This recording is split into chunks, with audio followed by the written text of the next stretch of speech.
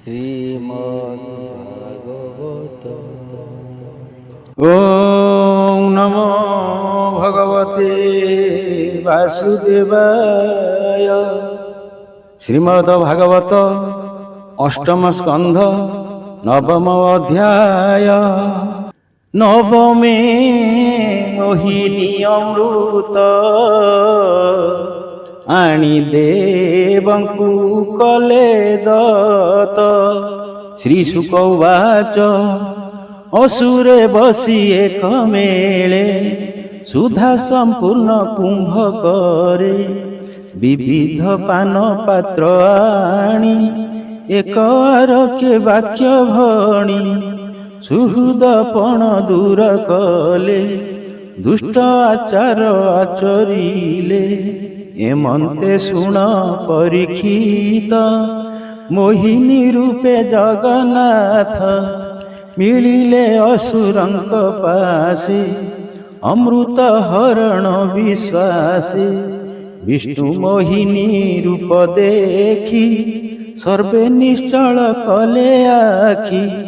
ଚକିତେ ଅନ୍ୟ ଅନ୍ୟ ଚାହିଁ ବୋଲନ୍ତି ବିଷ୍ଣୁ ରୂପେ ମୋହି।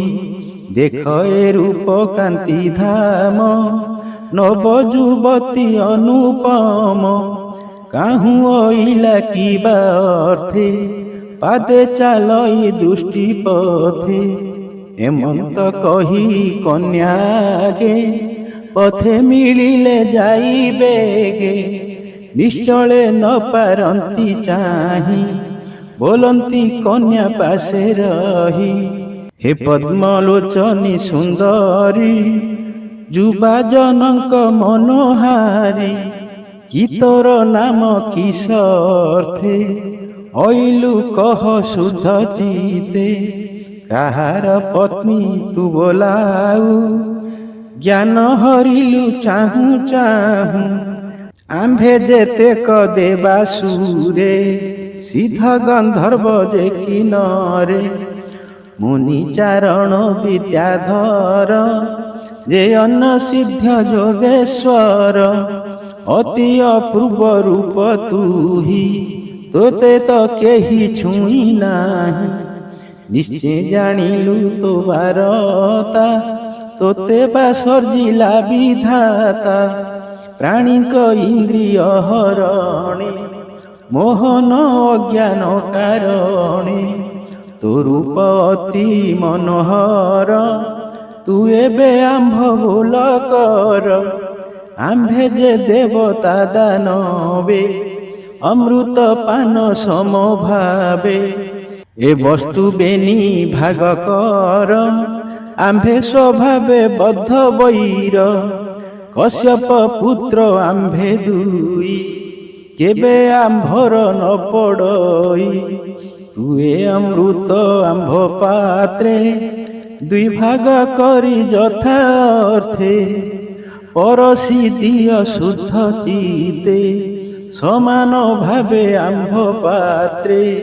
କେବେ ନ କରିବୁ ଭେଦ ଯେମନ୍ତେ ଉଭୟେ ଆନନ୍ଦ। ଅସୁରଙ୍କର ବୋଲ ଶୁଣି ମାୟା ମୋହିନୀ ଚକ୍ରପାଣୀ। ମୋହନ ମନ୍ଦ ହାସ ମୁଖେ ଅପାଙ୍ଗ କଟାକ୍ଷ ସୁରେଖେ। ଅମୃତ ସମାନ ବଚନ କହନ୍ତି ଜଗତ ମୋହନ। ଶ୍ରୀ ଭଗବାନ ଉବାଚ ତୁମ୍ଭେ ଯେ କଶ୍ୟପ ନନ୍ଦନ। ଶୁଣ ମୋହର ବଚନ ସ୍ୱଭାବେ ସ୍ୱାମୀ ମୋର ନାହିଁ। କୁଳଟା ବାଦ ମୋର ତହିଁ ଅସତୀ ନାରୀଙ୍କ ସ୍ୱଭାବ। ଶ୍ୱାନର ପ୍ରାୟ କ ଜାଣିବ ନିତ୍ୟ ଲୋଡ଼ଇ ନୂଆ ଭାବ। କେୟ ବା ବିଶ୍ୱାସ କରିବ କହିଲି ତୁମ୍ଭ ଆଗେ ସତ। ହେମନ୍ତ ପଣ୍ଡିତଙ୍କ ମତ ଶ୍ରୀଶୁକ ଉବାଚ କନ୍ୟାର ଚତୁର ବଚନ ଶୁଣି ଅସୁରେ ତୋଷ ମନ ଭାବ ସୁଗଭୀର ବଚନ ମନୁଷ୍ୟ ଜେନେ ସୁଧା ପାନ ଅମୃତ ଭାଣ୍ଡ ଆଣିବେ গে ସମର୍ପି ଦେଲେ କନ୍ୟାଗେ ଅସୁରଙ୍କର ବୋଲେ ପୁଣି ଆନନ୍ଦେ ପ୍ରଭୁ ଚକ୍ରପାଣି ଅମୃତ ଭାଣ୍ଡ କାଖେ ଧରି ଅଳପ ହାସ ମୁଖ କରି ବୋଲନ୍ତି ପ୍ରଭୁ ଭାବଗ୍ରାହୀ ସଭୟେ ଅସୁରଙ୍କୁ ଚାହିଁ ସାଧୁ ଅସାଧୁ ନ ଜାଣଇ ସର୍ବେ ସମାନ ବେନି ଭାଇ ବିଭାଗେ ଦେବୀ ସୁଧାରସ ସଂସ୍କାର ହୋଇ ତୁମ୍ଭେ ବସ ଏମନ୍ତେ ମୋହିନୀ ବଚନେ ଦେବଦାନବେ ତୋଷ ମନେ ପ୍ରଥମେ ଉପବାସ କରି ପ୍ରାତଃ ସ୍ନାନ ସନ୍ଧ୍ୟା ସାରି ଆନନ୍ଦେ ଘୃତ ହୋମ କଲେ ଗୋବିପ୍ର ଚରଣେ ପୂଜିଲେ ଭୂତଙ୍କୁ ଦେଲେ ଭୂତ ବଳି ସ୍ୱସ୍ତନ୍ୟ କଲେ ଦ୍ୱିଜେ ମିଳି ଅହତ ବସ୍ତ୍ର ଯୁଗ ପିନ୍ଧି ଶୋଭନ ଗନ୍ଧେ ନାନା ବିଧି କୁଶ ଆସନେ ସର୍ବେ ବସି ବଦନ କଲେ ପୂର୍ବ ଦିଶି ଧୂପ ଆମୋଦ ଯଜ୍ଞଶାଳେ ଆନନ୍ଦେ ବସିଲେ ସକଳେ ସୁଗନ୍ଧମାଳା ଦୀପ ପନ୍ତି ଆବରି ପାନ ପାତ୍ର ଛନ୍ତି ଯେ ଯଜ୍ଞଶାଳେ ନର ହରି ଅତି ମୋହିନୀ ରୂପ ଧରି ଅସୁରଙ୍କର ମନ ମୋହି ଅମୃତ କୁମ୍ଭ ତଳେ ଥୋଇ ଅତି ମୋହନ ରୂପ ଦେଖି ଦେବତା ଅସୁରଙ୍କ ଆଖି ରହିଲା ହରି ବକ୍ଷସ୍ଥଳେ ସୁସଞ୍ଚ କୁଚ ଯୁଗ ମୂଳେ ହରି ବିଚାର କଲେ ମନେ ଅସୁରଙ୍କର ସୁଧା ପାନେ ଦେବେ ହୋଇବେ ଅରକ୍ଷିତ ଏକଥା ନୁହଁ ଉଚିତ ସର୍ପକୁ କ୍ଷୀର ଯେ ପିଆନ୍ତି ସର୍ପର ଘାତେ ସେ ମରନ୍ତି ଜାତି ସ୍ୱଭାବେ ନୃଶଂସକ ଅସୁରେ ନୁହନ୍ତି ବିବେକ ହେମନ୍ତ ଚିନ୍ତିଣ ଶ୍ରୀପତି ହୋଇଲେ ହୁଅ ବେନି ପନ୍ତି ବାମ ଦକ୍ଷିଣେ ମୋର ବସ କହି ହୁଅନ୍ତି ହସ ହସ ସୁନ୍ଦରେ ଅସୁରଙ୍କ ମନ ବଳେ ହରିଲେ ଭଗବାନ ରୂପ ଦେଖନ୍ତି ହୋଇଛନ ବଦନୁ ନସ୍ଫୁରେ ବଚନ ଦୂରେ ଯେ ଦେବ ଗଣେ ଥିଲେ ତାହାଙ୍କ ପାତ୍ରେ ସୁଧା ଦେଲେ ଅସୁରେ ସୁକୃତ ପାଳନେ ନିଶ୍ଚଳେ ବସିଲେ ମୌନେ କାମିନୀ ସମତ ପାଳନେ ଧର୍ମେ ରହିଲେ ଦୃଢ଼ ମନେ ମାୟା ମୋହିଲେ ଚକ୍ରଧର ବଦନେ ନଇଲା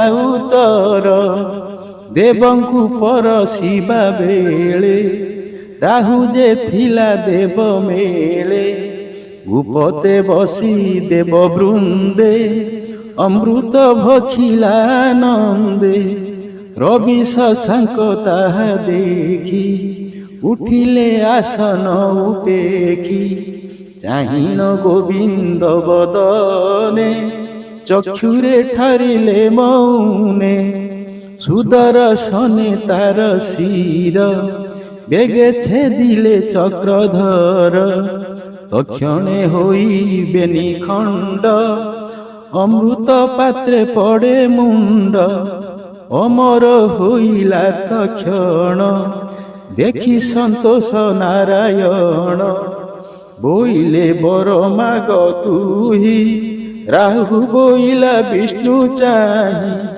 ଭୋନାଥ ମୋର ଅବଶେଷ ଅବଶ୍ୟ କରିବଇଁ ଗ୍ରାସ। ଶୁଣି ସନ୍ତୋଷ ମହାବାହୁ ବୋଇଲେ ଏହି ବର ହେଉ। ଏମନ୍ତ କହି ଭଗବାନ ଗ୍ରହ ମଣ୍ଡଳେ ଦେଲେ ସ୍ଥାନ।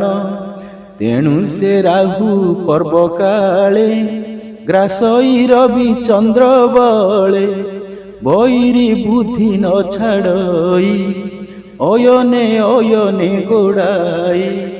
ଦେବଙ୍କୁ ଦେଇ ସୁଧା ପାନ ତକ୍ଷଣେ ପ୍ରଭୁ ଭଗବାନ। ଦେଖନ୍ତି ଦେବତା ଅସୁର ମାୟା ଛାଡ଼ିଲେ ମାୟାଧର। ମୋହିନୀ ରୂପ ଗଲା କେଣେ ଯେ ରୂପ ଅମୃତ କାରଣେ। ଏ ରୂପେ ସୁରାସୁର ଗଣେ ସମାନ ଦେଶ କାଳ କର୍ମେ। ମନ୍ଥିଲେ ସିନ୍ଧୁ ତୁଲ୍ୟ ବଳେ ଲଭିଲେ ବିପରୀତ ଫଳେ। କୃଷ୍ଣର ପାଦ ଯେଣୁ ଧ୍ୟାଇ ଦେବେ ଅମୃତ ଫଳ ପାଇ।